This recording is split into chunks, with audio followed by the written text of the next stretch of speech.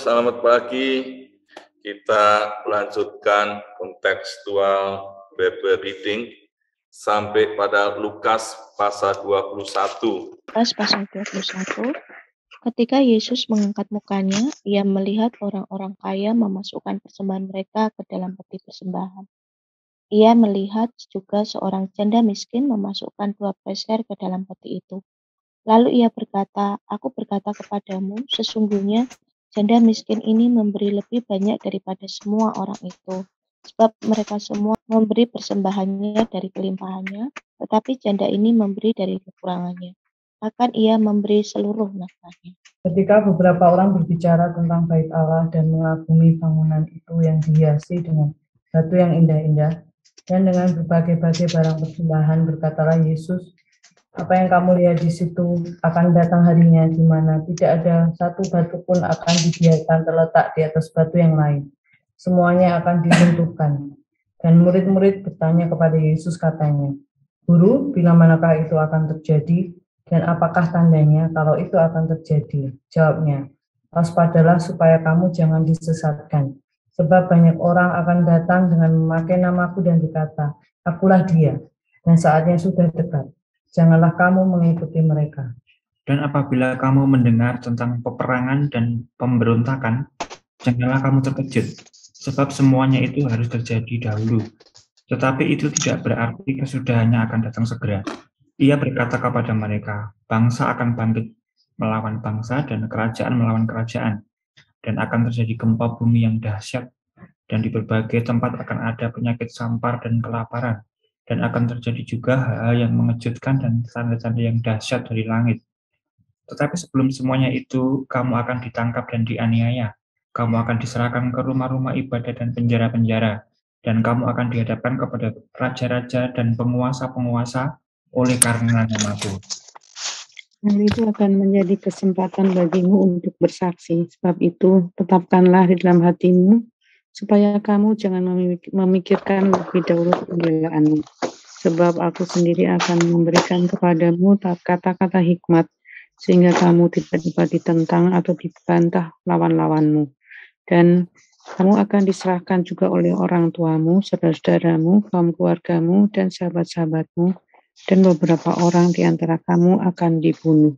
Dan kamu akan dibenci semua orang oleh karena namaku, tapi tidak sehelai pun dari rambut kepalamu akan hilang. Kalau kamu tetap bertahan, kamu akan memperoleh hidupmu.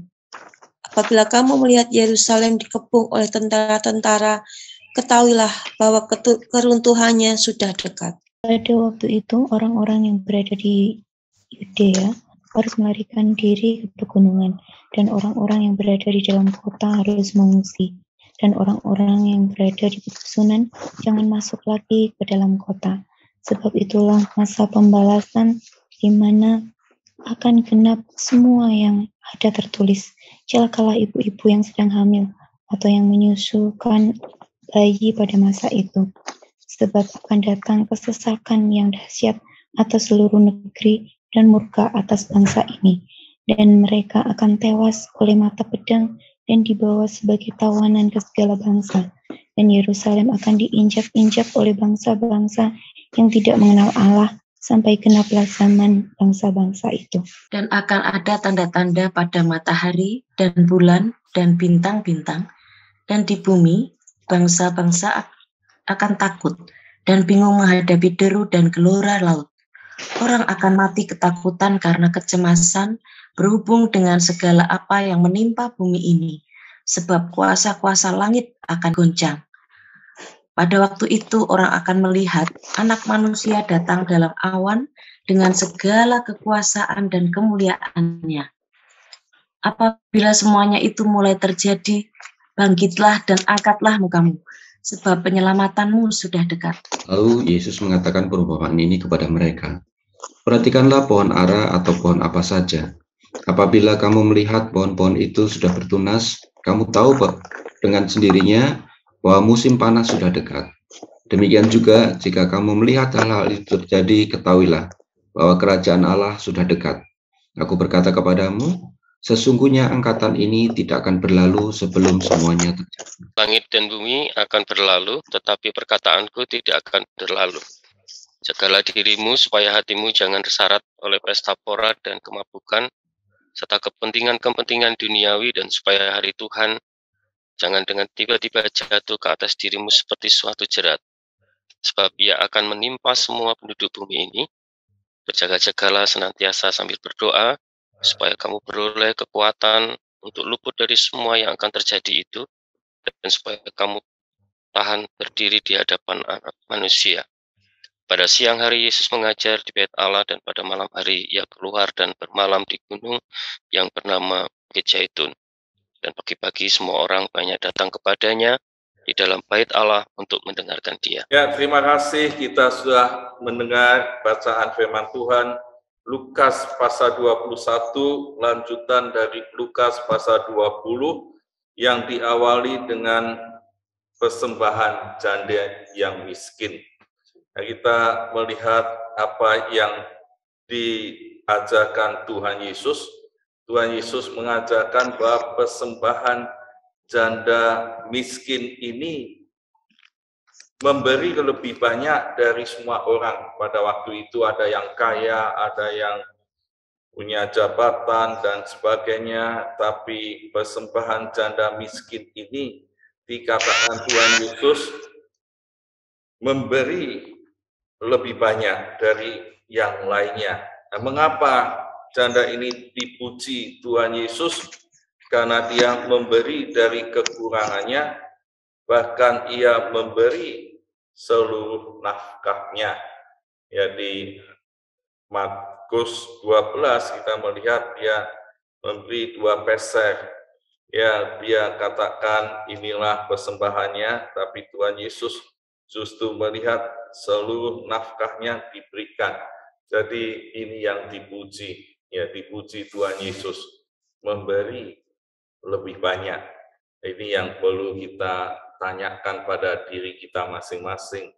Apakah saya sudah memberi yang banyak untuk mempersembahkan dalam pekerjaan Tuhan dan untuk kemuliaan Tuhan?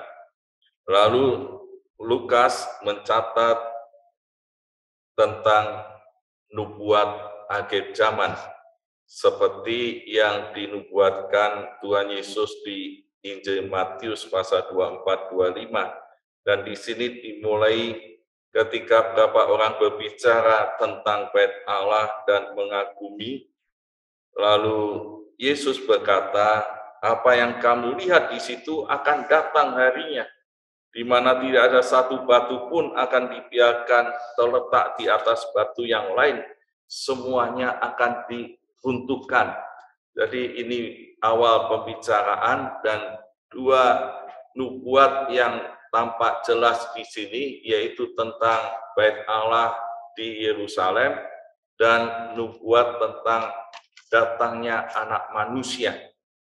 Ya, 2 ini beda waktu dan penggenapannya. Kita akan melihat narasinya, bahwa Tuhan Yesus menceritakan kepada murid-muridnya karena ada pertanyaan, Guru, bila manakah itu akan terjadi dan apakah tandanya kalau itu terjadi?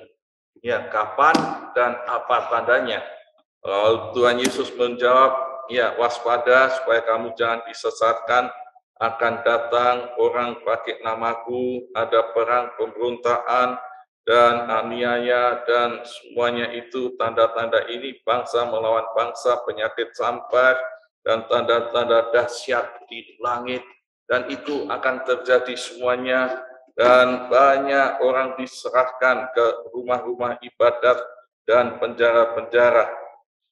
Dan kamu akan dihadapkan pada raja-raja dengan penguasa-penguasa karena namaku, karena nama Yesus.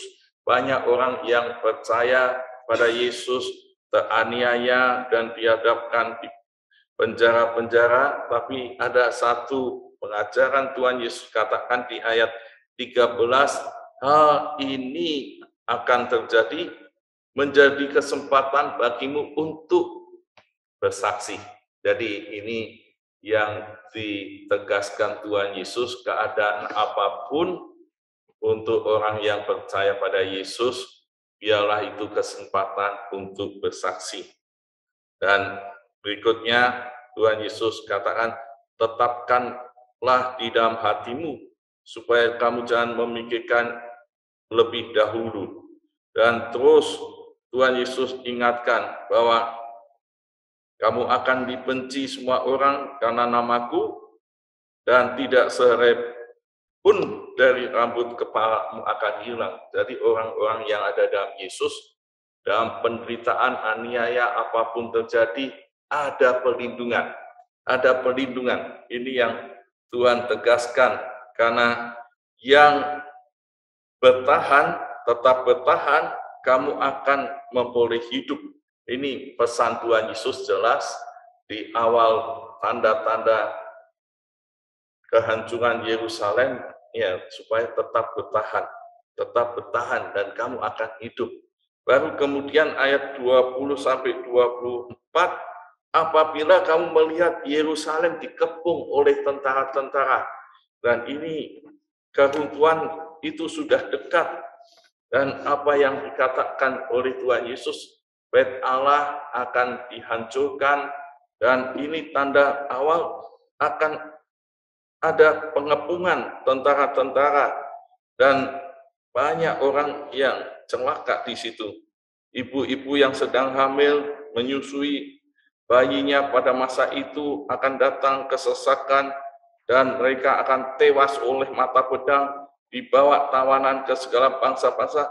Yerusalem akan diinjak-injak oleh bangsa-bangsa yang tidak mengenal Allah.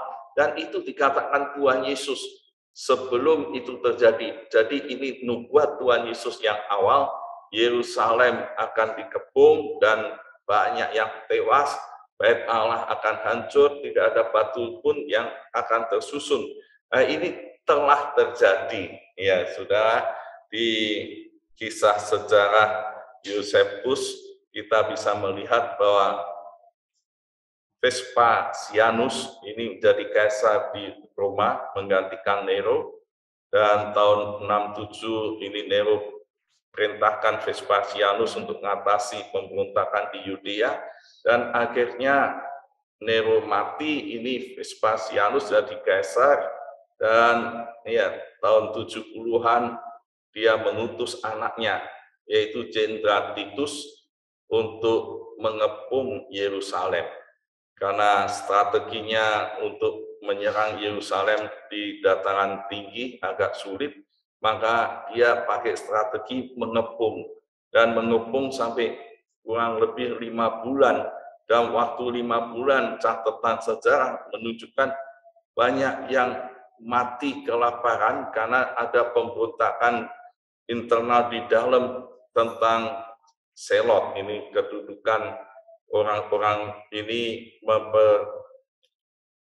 memperebutkan untuk kedudukan di internal, akhirnya gudang makanannya terbakar, terjadilah kelaparan besar, sampai ibu-ibu memasak bayinya untuk makan, dia keluar dari kepungan untuk ambil ini akar untuk makan, kesulitan, dan catatan katanya 500 orang tiap malam itu ditawan oleh orang-orang Romawi, dan yang mati selama 5 bulan ada 2 juta. Akhirnya kelaparan terjadi, semua lemah. Jenderal Titus menyerang ke Yerusalem dan menewaskan 1,1 juta. Dari itu keruntuhan dan Yerusalem hancur, maka berseraklah orang-orang Yahudi ke seluruh dunia. Habis ini orang-orang Israel ada di Yerusalem sampai akhirnya merdeka lagi. Dan cerita ini menunjukkan bahwa nubuat Tuhan Yesus yang pertama ini sudah terjadi dan sudah tergenapi. Berarti ada tanda-tanda yang akan datang, harus dipersiapkan. Dan pada waktu awal itu orang-orang Kristen yang mengikuti nubuat Tuhan Yesus tahu, dia melarikan diri. Jadi selamat ya di Transyordania. Akhirnya dia diselamatkan. Maka selanjutnya Tuhan Yesus menunjukkan nubuat yang kedua, yaitu tanda-tanda matahari, bulan, bintang, dan bumi. Banyak yang takut, ada di dalam ketakutan, kecemasan, dan pada waktu itu akan melihat Anak Manusia datang dalam awan dan segala kekuatan dan kemuliaannya. Dan ini kedatangan Tuhan Yesus kali yang kedua. Dan apabila semua itu terjadi, ya bangkitlah dan angkatlah mukamu, sebab penyelamatanmu sudah dekat. Dan Tuhan Yesus tegaskan lagi, demikian juga jika kamu melihat hal itu terjadi, ketahuilah bahwa kerajaan Allah sudah dekat. Nah, ini yang masih kita nantikan, bahwa nanti Yesus datang dengan kekuatan dan kemuliaannya. Biarlah orang percaya meyakini bahwa kerajaan Allah sudah dekat, penyelamatanmu sudah dekat. Biarlah kita menyambut Dia, ya, menerima keyakinan perkataan Yesus ini dengan sungguh-sungguh, dan kita akan bersama dengan Dia di dalam kerajaannya. Nah, bagaimana pesan Tuhan Yesus dalam penantian ini? Ini yang perlu kita pelajari dan perlu kita pegang. Bagaimana yang harus kita lakukan? Dikatakan di sini tentang ilustrasi pohon ara. Ilustrasi pohon ara dikatakan oleh Tuhan Yesus, perhatikanlah pohon ara. Apabila kamu melihat pohon ara, pohon-pohon itu sudah bertunas, kamu tahu bahwa dengan sendirinya bahwa musim panas sudah dekat. Demikian juga jika kamu melihat hal-hal terjadi, ketahuilah bahwa kerajaan Allah sudah dekat. Jadi ilustrasi pohon ara menunjukkan bahwa Tuhan Yesus menegaskan, kalau pohon ara itu bertunas, kamu tahu ini musim panas sudah dekat. Itu sebabnya kalau tanda-tanda akhir zaman ini engkau sudah alami, kamu mesti harusnya tahu kerajaan Allah sudah dekat. Jangan sampai kita luput dan tidak ada di dalam kerajaan Allah itu.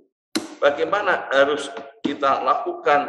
Ayat 34, jagalah dirimu. Ini yang pertama. Jagalah dirimu supaya hatimu jangan syarat oleh pesta pora, kemampukan serta kepentingan duniawi, supaya hari Tuhan jangan tiba-tiba jatuh ke atas dirimu seperti suatu jerat. Jagalah dirimu.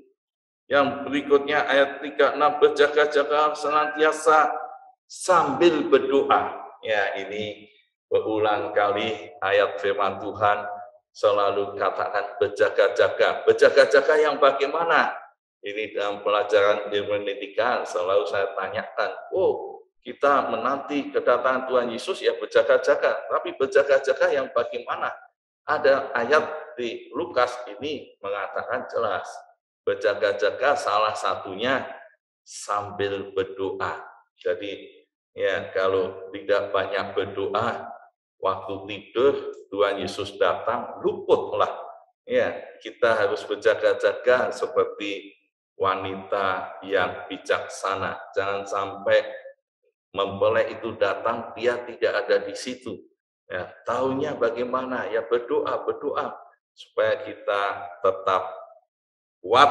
Dikatakan ya, kamu beroleh kekuatan untuk luput dari semua yang akan terjadi itu, supaya kamu tahan berdiri di hadapan Anak Manusia.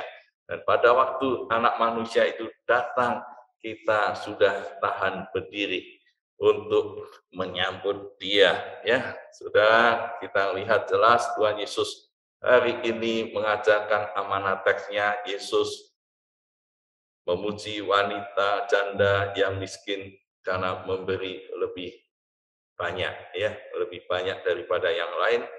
Kita juga harus siap untuk kedatangan Tuhan Yesus, karena Tuhan Yesus nubuat yang pertama tentang Yerusalem, Bait Allah tergenapi, maka kedatangannya akan tergenapi sebentar lagi, dan kita patut untuk berjaga-jaga. Apakah saya sudah memberi persembahan lebih banyak? Yang kedua, apakah saya sudah siap menyambut kedatangan Yesus? Apakah saya memprioritaskan doa untuk berjaga-jaga dalam kedatangan Yesus kali yang kedua?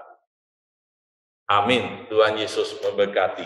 Saudara, kita bersyukur kepada Tuhan. Firman Tuhan mengingatkan kepada kita untuk kita selalu berjaga, berdoa, untuk tahan berdiri sebelum anak manusia datang ke dalam dunia ini. Kita akan pujikan satu lagu yang lama. Lagu ini berbicara tentang kedatangan Tuhan. Zaman sekarang berjagalah.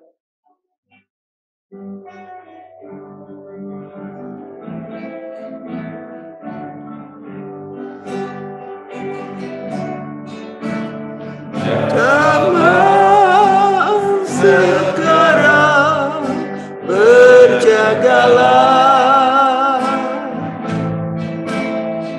Lihat dunia bergelora.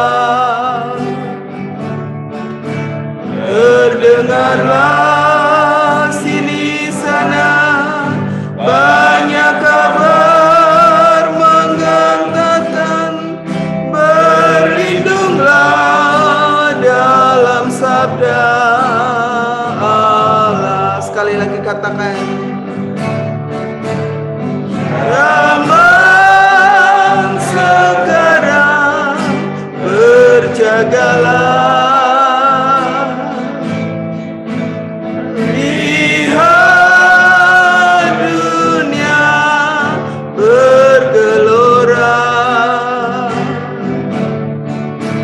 Terdengarlah sini sana banyak kabar menggentarkan. Berlindunglah dalam sabda Allah. Berlindunglah dalam sabda Allah. Berlindunglah dalam sabda Allah. Berlindunglah. Berlindunglah dalam sabda Allah. Biarlah setiap kita bersyukur untuk firman Tuhan pagi hari ini yang mengingatkan kita bahwa kedatangan anak manusia tidak lama lagi, tetapi yang berjaga, berdoa, yang setia dan bertahan sampai akhir, dia akan diluputkan dari segala bencana yang bisa terjadi sewaktu-waktu. Mari kita bersyukur untuk setiap kebenaran firman Tuhan. Bapa, kami bersyukur kepadamu ya Tuhan, karena firman Tuhan mengingatkan kepada setiap kami yang sudah membaca mendengar firman Tuhan dari Lukas 21, untuk kami tetap berjaga, untuk kami tetap berdoa, untuk kami tetap bertahan menjelang kedatangan anak manusia. Kami bersyukur karena kami diberikan kekuatan melalui firman Tuhan, melalui Roh Kudus yang selalu membuat kami Tuhan boleh mengalami pertolongan, kuasa, kekuatan ekstra daripada Engkau. Terima kasih Tuhan, terima kasih. Dalam nama Tuhan Yesus kami berdoa, kami bersyukur kepadamu.